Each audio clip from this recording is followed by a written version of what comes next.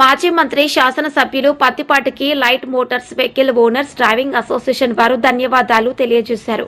చిలకలూరిపేటలోని highway పక్కన సంజీవ్ నగర్ వద్ద light motors vehicle owners వారికి జీపులు, కార్లు పెట్టుకోవడానికి ఖాళీ స్థలాన్ని కేటాయించి స్థలం రిబ్బన్ కట్ చేసి ప్రారంభించిన పత్తిపాటి జనసేన రమేష్, మీరు ఇక్కడ ఇంకా ఏమైనా సౌకర్యాలు కావాలంటే కమిషనర్కి చెప్పి షెడ్డు, వాటర్ ట్యాప్ వేయిస్తాను.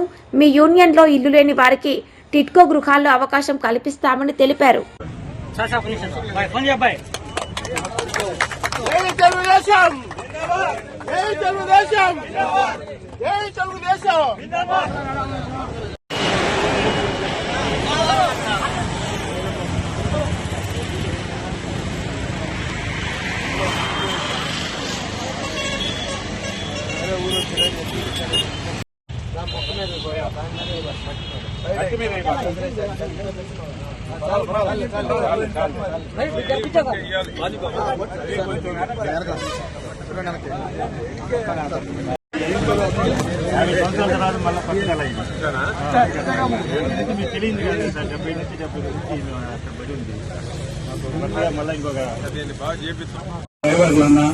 పుల్లారావు గారికి ప్రత్యేకమైన అభిమానం.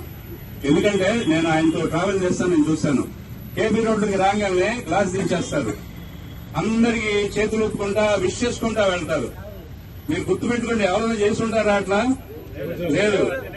ఆయన ప్రత్యేకంగా జీప్ స్టాండ్ దగ్గరకు వచ్చి ఏది ఎలా ఉన్నారు ఏమిటి అని పలకరించి కానీ రారు ఆయన. అలాంటి అనుభవం ఉంది కాబట్టి మిమ్మల్ని అందరినీ జాగ్రత్త చూసుకోవాలనే ఆలోచన ఉంది. అలాగే మనం కూడా సార్ అడుగుజాడల్లో నడుస్తూ మన సహాయ సహకారాలు కూడా సార్కి అందిద్దాం. Thank you. మీరు ఎంత కష్టపడతారో చాలా మందికి తెలియదు మీ కష్టం. ఎందుకంటే ఎక్కితే దిగులు రాక ఎంత రిస్క్ ఉంటుందో మీకు తెలుసు. నాకు తెలుసు. 20 కిలోమీటర్లు తిరుగుతారట. బండి ఎక్కితే దిగి ఇంటికి వచ్చేదాకా ఎంతమంది గ్యారంటీ? ఎవరైనా, మీరైనా మేమైనా కారులో తిరిగేవాళ్ళం. మనం ఎంత కరెక్ట్ గా పోతున్నా ఎదుటి కరెక్ట్ లేకపోతే నేను ఎడ్ల పొడగలో చెయ్యి తిరిగి పడిపోయి. అంటే మనం ఎంత జాగ్రత్తగా ఉన్నా ఎదుటివాడు కరెక్ట్ గా లేకపోతే ఏం జరుగుతుందో కూడా తెలియదు. అటువంటి మరి ప్రొఫెషన్ మీది. ఓనర్లు కావచ్చు, డ్రైవర్లు కావచ్చు. మీలో ఓనర్లు ఉన్నారు, డ్రైవర్లు ఉన్నారు, రకరకాలైనటువంటి మరి డిఫరెంట్ ఆలోచనలు ఉన్నటువంటి వాళ్ళు ఉన్నారు. కాబట్టి మీ కష్టం ఏంటంటే తప్పకుండా ప్రభుత్వం కూడా గుర్తించాలి. ఈ యొక్క ఆటో మీకు జీపులు మీ యొక్క ఓనర్స్ కి స్టాండే కాదు, స్టాండ్ కావాల్సిన ఫెసిలిటీ కూడా చేయాలి. ఎందుకంటే మీరు ఒకరోజు బండి అయితే కష్టమైపోతుంది కుటుంబం పోషించడం. చాలా మందికి మీకు ఎగరేదో కొంతమంది బాగా ఉన్నాళ్ళు అనుకుంటారు కారు జీపు చూడమని.